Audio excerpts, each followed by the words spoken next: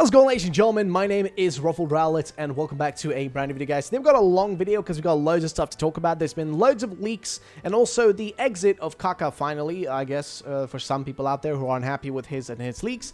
But either way, ladies and gentlemen, let's get right into the information. Starting off with this thread here that was put together by Leaks, so shout out to Leaks for this one. But basically, it is a list of the most recent information and what it's all about. So I thought we'd get started and see what it's all talking about. So first things first is this point right here. Now, there is a warning. There may be some story spoilers, but it's really minimal stuff, so it's not like massive story stuff that's really going to change your opinion on the game or is going to ruin the actual story of the game. It's just minuscule stuff, so you can just kind of keep watching and I'll warn you as we get to that part. Either way, so Leaks Leak Tracker Part 23, new Ghost Fairy Pokemon. So apparently there's a brand new Ghost Fairy Pokemon is going to be in this game. Also, Klefki is confirmed to be in the game. There's a Salt Pokemon line that looks blocky and similar to Minecraft characters in style. Now, we already know there is a Salt Pokemon. As for its design, we didn't actually know anything about that until, I guess, this information that's going to look kind of Minecrafty in style.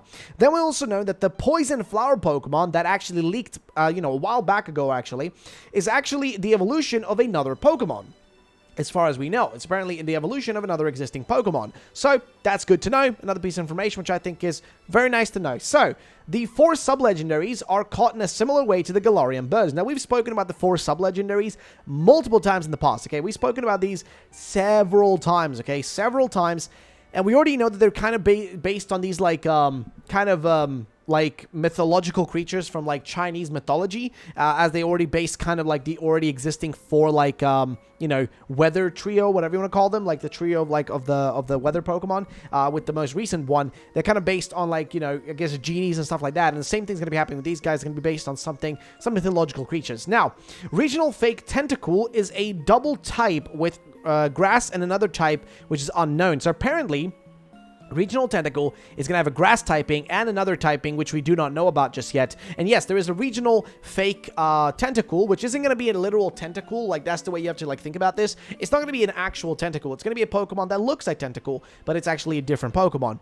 Then, apparently, both Volcarona's Paradox forms have different typings. So, apparently, Volcarona is going to be getting 2 different forms, and both of those forms are going to have different typings to them. One loses the Bug typing, and the other loses the Fire typing. So basically, whatever else they add in there is not going to be as good as Volcarona. I love Volcarona. I think it's one of the best Pokemon ever, so them removing aspects of it, you never know where that can go.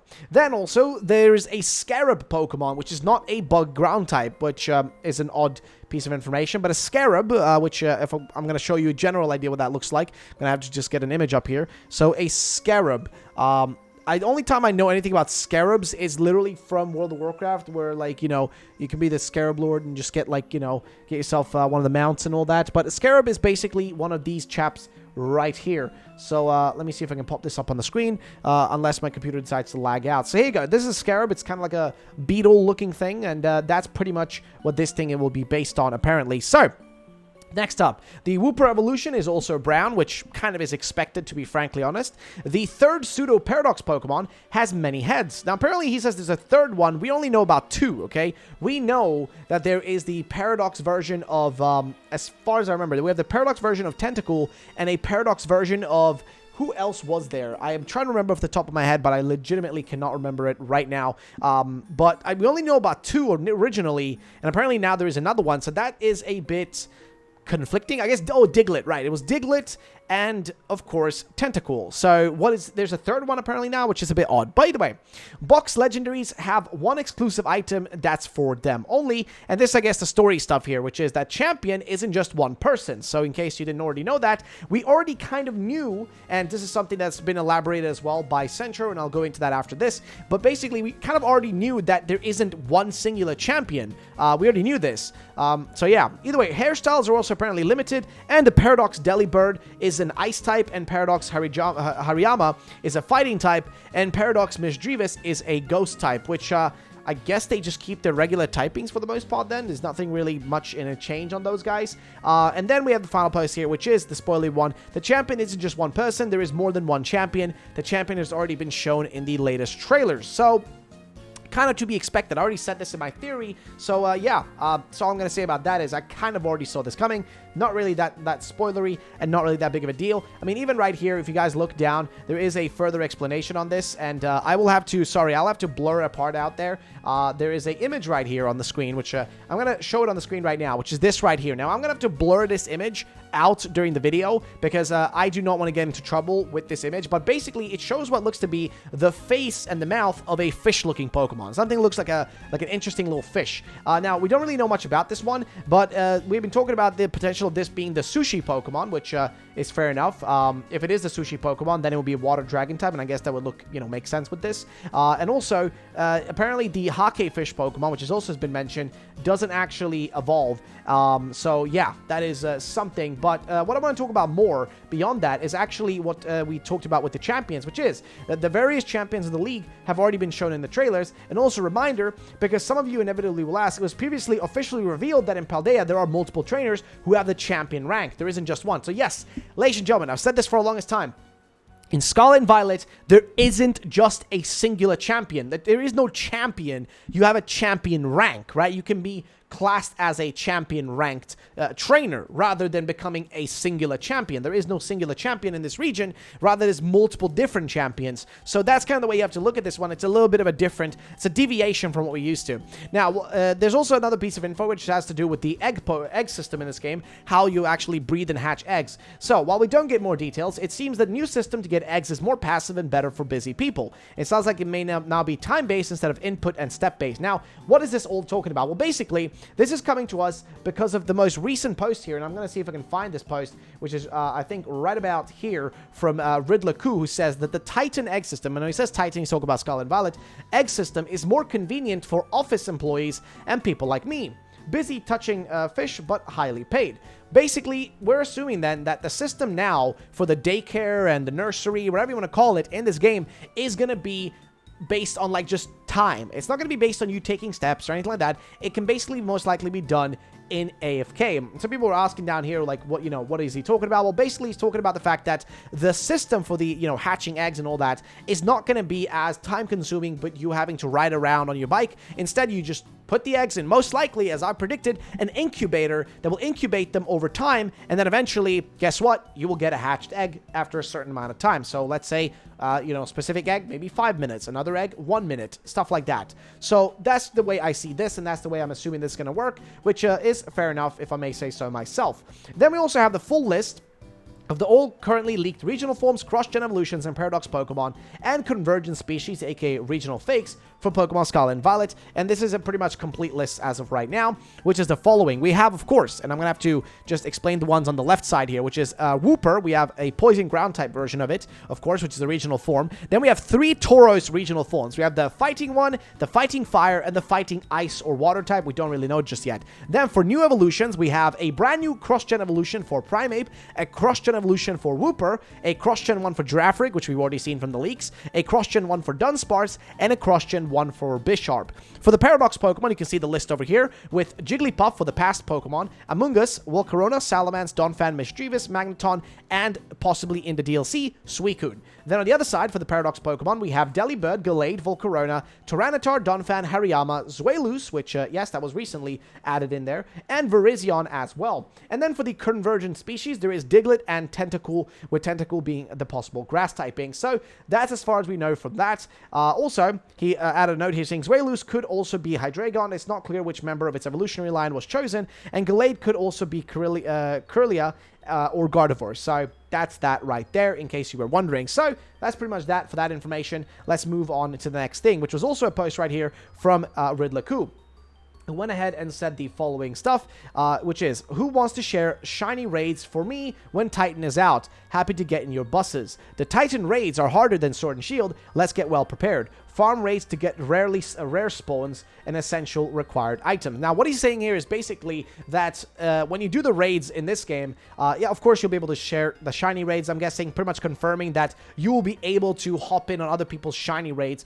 and get them yourself. But also, I guess what he's confirming is that this game's raids will be much harder than Sword and Shield. They'll be way harder than Sword and Shield, but also that you'll be able to get very, essential required items from doing the raids. So that's a good piece of information. Just good to know. know. And let's move on to the next thing, which is this post right here from Lumios, which is mild spoilers ahead. So he says, okay, hear me out. I know we hate Kanto pandering, but what if this regional fake stuff is a hint to the starters of Generation 10, rumored to be returned to Japan? The starters of this generation would be regional fakes of the Gen 1 starters. Allow me to break it down further.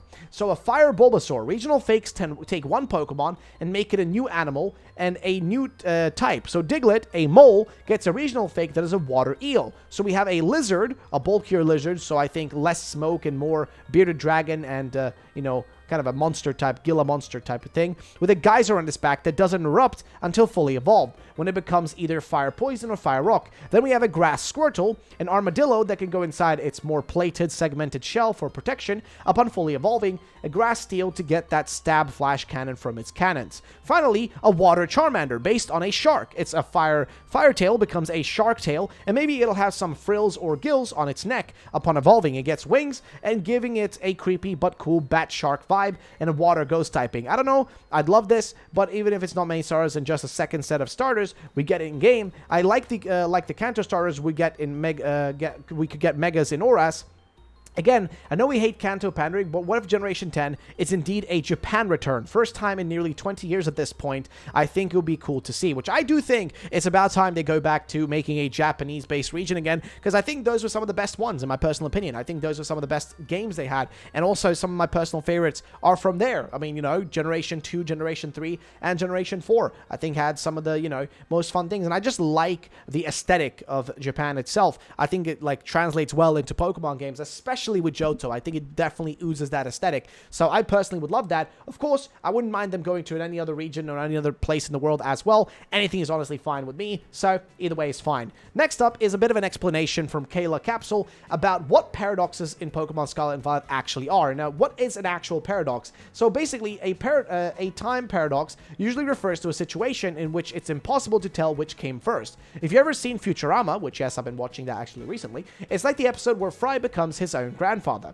Basically, another example of a time paradox is if someone found out how to create a time machine from their future self, made the time machine, and then traveled back to their past self who actually invented the time machine. What will this mean for Pokemon Scarlet and Violet? Well, paradox Pokemon might be a chicken and an egg situation, where it's impossible to tell which version of a Pokemon came first because of the timey-wimey shenanigans. And I do think this is pretty much like the best explanation I've seen of a paradox, and also what we should see and kind of expect from the paradox Pokemon that might exist here, right? It's basically, you know, like she says here, a chicken and egg situation, right? Who came first, the chicken or the egg? And I don't know why I didn't describe it as this yesterday. I think I was just kind of rushing through, and I kind of messed up my explanation of it. But hey, this is a perfect explanation. Shout out to Kayla for this one, and I think it just explains the idea of these paradox Pokemon a lot better. And then we have this post right here from Soul Silver, who says, based on Kaka's leaked pictures and by what Kua said, I was under the impression that paradoxes wouldn't change much from the original versions. However, these are our only official look at the paradoxes, and they are so different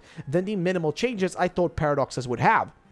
I wonder if it's just for this trio because they're at the center of this story, or if it's simply because they are legendary Pokemon, and not just by any, but the Gen 9 box legendaries, or is it because they are new Pokemon and all the other paradoxes are old existing Pokemon? All that to say, now, I don't really know what to expect when it comes to the Paradox Pokemon, since leakers have only seen their 3D models. Maybe in their artwork, they look much different from their originals, or maybe some are just more different than others. Ku thought they were some kind of new Megas, so they could be very similar to their Mega designs. But I really brought this up to say, in this case, I wish that Game Freak had actually made Cyclizar more like Koraidon Miraidon, maybe just a few feathers on its body, colored eyes, just anything closer to Koraidon Miraidon.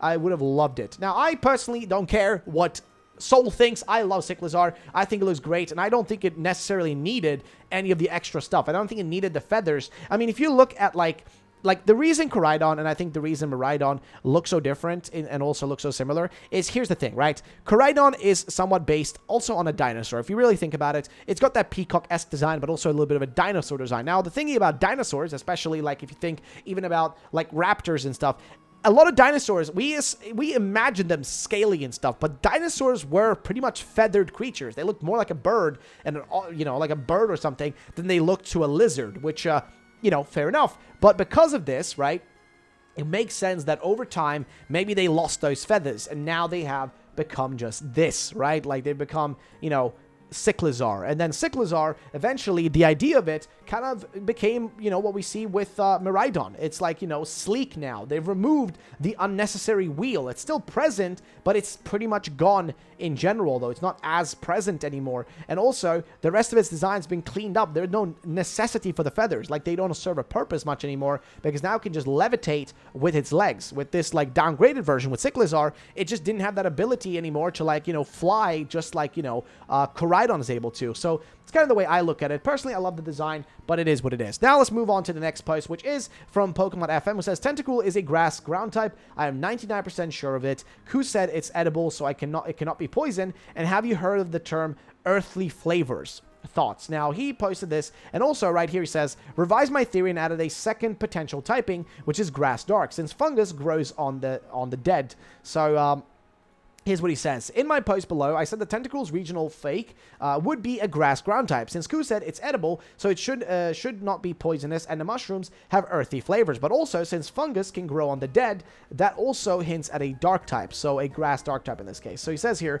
where does jelly ear fungus grow? Fairly frequent in Britain and Ireland, as well as in most countries on mainland Europe and parts of Asia and North America. The jelly ear fungus is seen mainly, but certainly not exclusively, on dead elder wood in damp, shady locations. This fungus is also found in many parts of Asia and Australia. So there you go, a possible grass dark type or grass ground type. But a dark type I think would make sense, because it would be on these kind of like, you know, I guess these elder wood, which are kind of in damp areas. So I do think that typing makes total sense. So a grass dark type or dark grass type I think sounds pretty great, which I'm agree with. So next up is a confirmation from PokeKalos and the Pokemon website that all the Pokemon in the game, every single Pokemon present in Paldea, will be able to have all 18 different types of Terra Crystals. So yes, that's a confirmation for anybody that didn't know. I kind of already knew this, but we now know that as well. Also, we have a list here of what all the possible different typings could be for the Pokemon we'll be seeing in this game. So, for example, we know that Volcarona will be losing one of its types, depending on what version you have. The Bug typing will be remaining on one, but it will be removed in the other, and the Fire typing and vice versa. We also know with Donphan, we got Ground and Steel over there. We got Poison for Amoonguss, Fighting Hariyama, and so on and so forth. You can pause the video if you want to look at any of these, in case there's anything we have missed. And then we have the final post right here. With this comes to us from Saho the Kitsune over on Twitter, but also from Soul Silver. But basically, they put together this kind of a bit of a theory here that, so there is an interesting thingy, which is that Cyclizar has the same colors as the substitute doll, move doll. So for a shiny color, I thought the one in Stadium, which was a blue-gray one, would actually make sense. And I personally think this is such a cool idea. The idea that, like, you know, literally the substitute doll would be, like, color of it from, like, Stadium would be like the color. It just matches perfectly, and I am totally on board for this, and so is Soul, who says this is 100% what Cyclizar Shiny should be. I still remember this weird little alternative substitute doll, so a reference to it would be just perfect, meaning they probably won't do it, which would be unfortunate, but nonetheless, I do think it's an interesting idea. So yeah, what do you guys think about all that? That's going to be pretty much it for today's video, guys. If you did enjoy it, then drop a like down below, make sure to subscribe, and I'll be seeing you guys in the next video. Peace out, and bye-bye, ladies and gentlemen.